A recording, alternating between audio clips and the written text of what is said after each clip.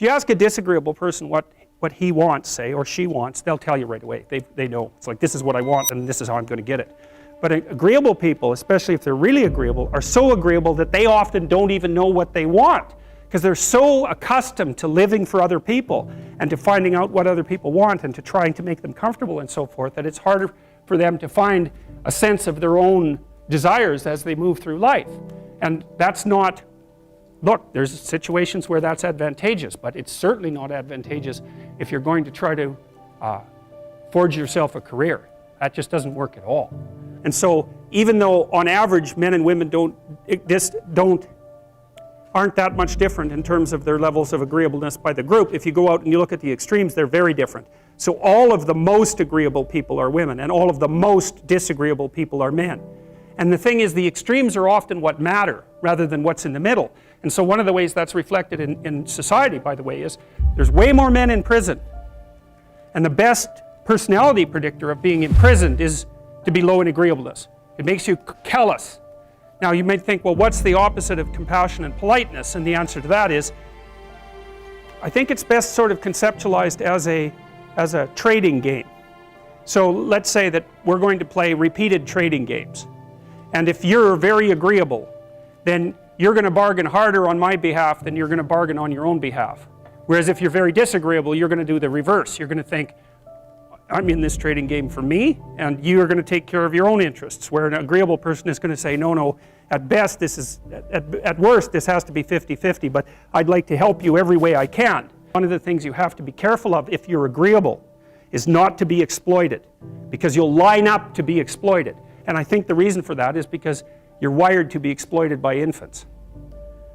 And so that just doesn't work so well in that actual world. And one of the things that happens very often in psychotherapy, people come to psychotherapy for multiple reasons, but one of them is they often come because they're too agreeable. And so what they get is so-called assertiveness training, although it's not exactly assertiveness that's being trained. What it is the ability to learn how to negotiate on your own behalf. And one of the things I tell agreeable people, especially if they're conscientious, is say what you think. Tell the truth about what you think. There's going to be things you think that you think are nasty and harsh, and they probably are nasty and harsh, but they're also probably true. And you need to bring those up to the forefront and deliver the message. And it's not straightforward at all, because agreeable people do not like conflict. Not at all. They smooth the water. And you can see why that is in accordance with the hypothesis that I've been putting forward. You don't want conflict around infants. It's too damn dangerous. You don't want fights to break out. You don't want anything to disturb the relative peace. And if you're also more prone to being hurt physically and perhaps emotionally, you're also maybe loath to engage in the kind of high-intensity conflict that will solve problems in the short term, because it takes a lot of conflict to solve problems in the short term. And if that can spiral up to where it's dangerous, which it can if it gets uncontrolled, it might be safer in the short term to keep the waters smooth and to not delve into those situations where conflict emerges. The problem with that is it's not a very good medium to long-term strategy, right? Because lots of times there are things you have to talk about because they're not going to go away. And the advantage to having a well-socialized disagreeable person is that they really don't let much get in their way.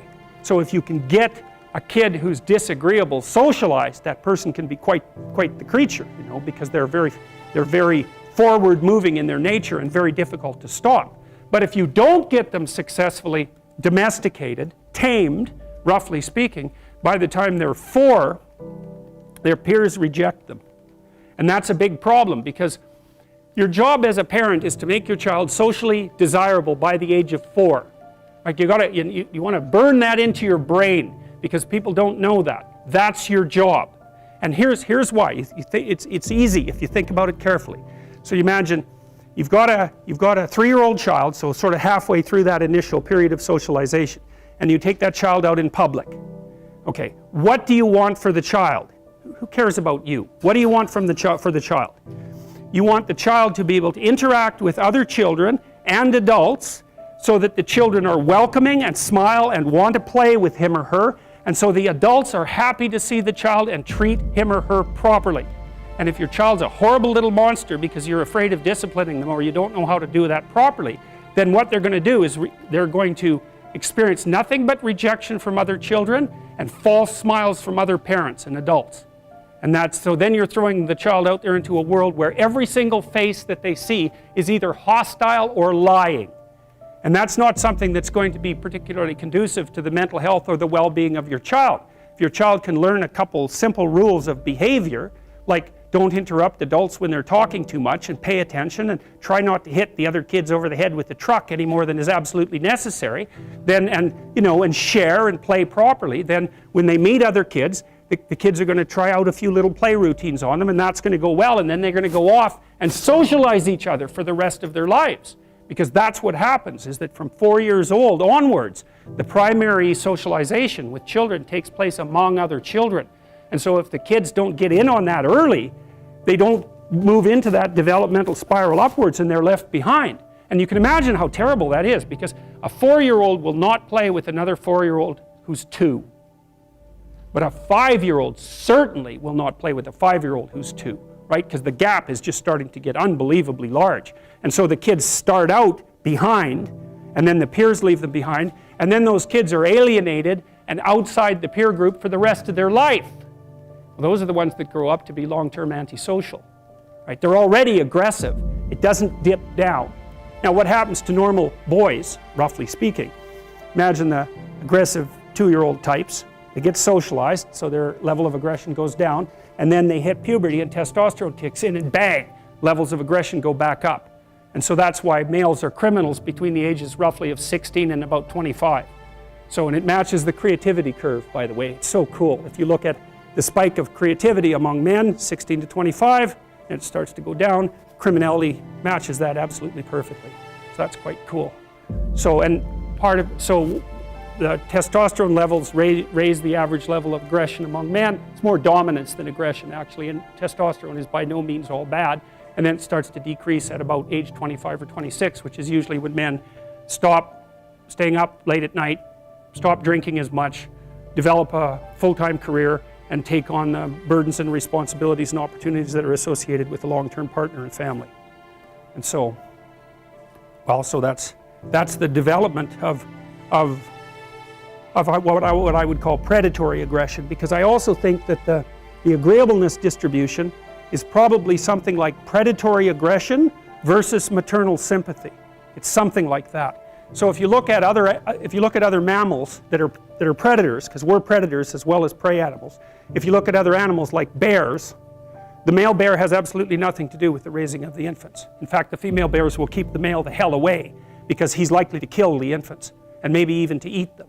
So there's no maternality at all in solitary male mammalian predators.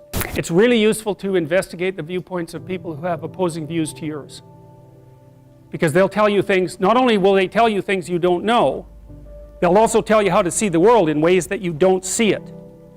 And they'll also have skills that you don't have, that you could develop. So for example, if you're an introverted person, it's very useful to watch an extroverted person, because the extroverted person has ways of being in the social world that aren't natural to you, that you can use to improve your toolkit. And if you're disagreeable, one of the best things to do with disagreeable people, especially if that's alienating them from other people, for example, because it can, people treat you like you're a selfish, arrogant son of a, maybe that's because you are. It's like, okay, so what do you do about that? One of the most promising treatments, let's say, for that is get the person to do something for someone else once a day, just as a practice, and learn how to do it. Maybe you can wake the circuit up, if you think that it's lying dormant in you, which is probably right. I think we have a very wide range of propensities within us. Some are switched on, genetic propensities. Some are switched on, but I think that if you put yourself in the right situation or walk yourself through the right exercises, you can switch some of these other things on as well. But it takes work and dedication and discipline. I would say, generally speaking, if you want to adapt yourself properly to life, you should find a niche in the environment that corresponds with your temperament. Right? You shouldn't work at cross purposes to your temperament, because it's just too damn difficult. But having done that, then you should work on developing the skills and viewpoints that exist in the space opposite to your personality, because that's where you're fundamentally underdeveloped. And that way I think you can extend out your temperamental capability across a wider range. And to me, that's roughly equivalent as bringing a richer toolkit to each situation. You know, so if you're hyper extroverted, you should probably learn to shut up at parties now and then and listen just to see what's going on, to see if you can manage it, you know. And if you're introverted, well, then you should learn how to speak in public and to learn how to go to parties without hiding in the corner and saying nothing to anyone.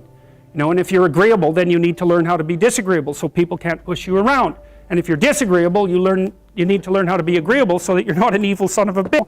So, and the same thing applies even in the conscientious domain. It's like if you're too conscientious, you need to learn to relax and let go a little bit. And if you're unconscientious, it's time like, get out the Google Calendar, man, and start scheduling your day, right? And beat yourself on the back of the head with a stick until you're disciplined enough so that you can actually stick to something for some length of time and not living in absolute squalor, which is something that would characterize someone who's very disorderly, for example, because they don't notice. It doesn't bother them, disorder. It's like, maybe they can see it, but it doesn't have any emotional valence, and so it doesn't have any motivational significance.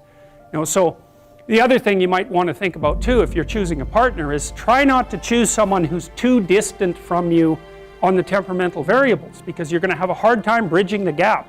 You know, it's hard for an introverted person and an extroverted person to coexist. And it's really hard for an orderly person and a disorderly person to coexist, because they will drive each other nuts. Why don't you pick up? Why are you so obsessed by it? That's the basic argument, you know. So it's useful to know about your temperament so that you can negotiate the space with your partner as well. And I don't think you should try to find someone who's exactly the same as you, because then you don't have the benefits of the alternative viewpoint. But you got to watch it, because you may hit irreconcilable differences of various sorts. And I've seen that most particularly among couples who are high and low in openness. That's a rough one. And also high and low in conscientiousness. That's another rough one, because they just cannot see how the other person sees the world at all.